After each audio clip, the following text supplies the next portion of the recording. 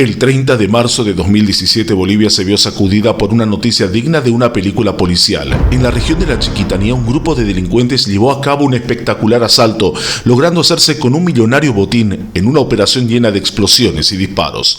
Soy Ezequiel Serres y esta es una historia de la realidad.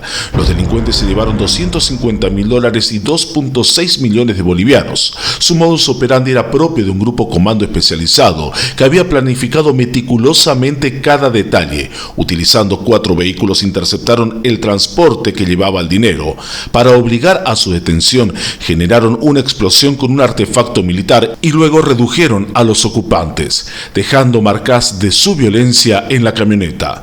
Cuando el policía Fernando Sarsuri intentó intervenir, recibió un golpe en la cabeza que lo dejó hospitalizado.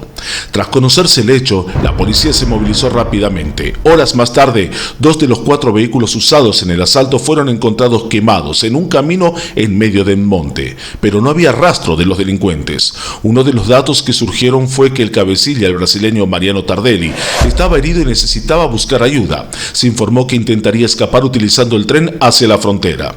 Los policías llegaron a una propiedad llamada El Naranjo, ubicada entre la comunidad de Santa Ana y Roboré. Allí encontraron a Mariano Tardelli, deshidratado y con una herida en el hombro. Lo subieron a una camioneta y en una foto lo mostraban casi como un trofeo. Días después, caerían sus cómplices. ¿Qué tan peligroso era este hombre?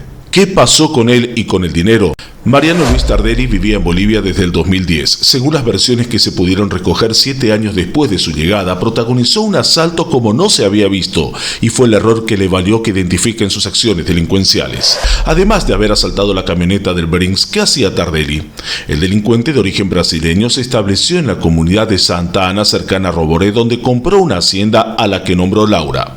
En esta zona se ganó el cariño de los pobladores ayudándolos económicamente, organizando festejos y otras actividades comunitarias. Sin embargo, ¿de dónde obtenía Tardelli el dinero? Sus ingresos provenían de actividades relacionadas al tráfico de sustancias controladas y robos a mano armada que realizaba en la región de Mato Grosso, en Brasil. A pesar de que los rumores estaban en la zona donde habitaba, a los habitantes de Santa Ana les importaba poco o nada. Ellos creían que Tardelli obtenía su dinero a través del trabajo agrícola que realizaba en su propiedad. Para el gobierno, Tardelli tenía una gran influencia en toda la Chiquitanía, llegando a ser mencionado como el patrón del Oriente en la zona sudoeste de Bolivia. Algunos incluso lo llegaron a comparar con Pablo Escobar. Junto con él, 10 personas fueron acusadas ante la justicia por el asalto al Brinks y herir al policía, pero el gobierno decidió no tenerlo más en el país. Es así que junto a otros 2 brasileños, Jesús Roberto Carlos Roberto y Santos Silva Edgar, cómplices del atraco, fueron expulsados. Todos eran miembros del PCC. El botín que lograron en el asalto al Brinks fue de $250.000 y 2.6 millones de bolivianos. ¿Qué pasó con ese dinero? Los delincuentes pudieron llevarse $250.000 y 2.6 millones de bolivianos, después de dejar explosiones y disparos de por medio y a un policía herido. Quien dirigió este asalto fue el brasileño Mariano Tardelli, miembro del PCC, junto a cómplices del mismo país y también bolivianos. Tardelli con 2 cómplices brasileños fueron entregados a las autoridades del vecino país. ¿Y el dinero?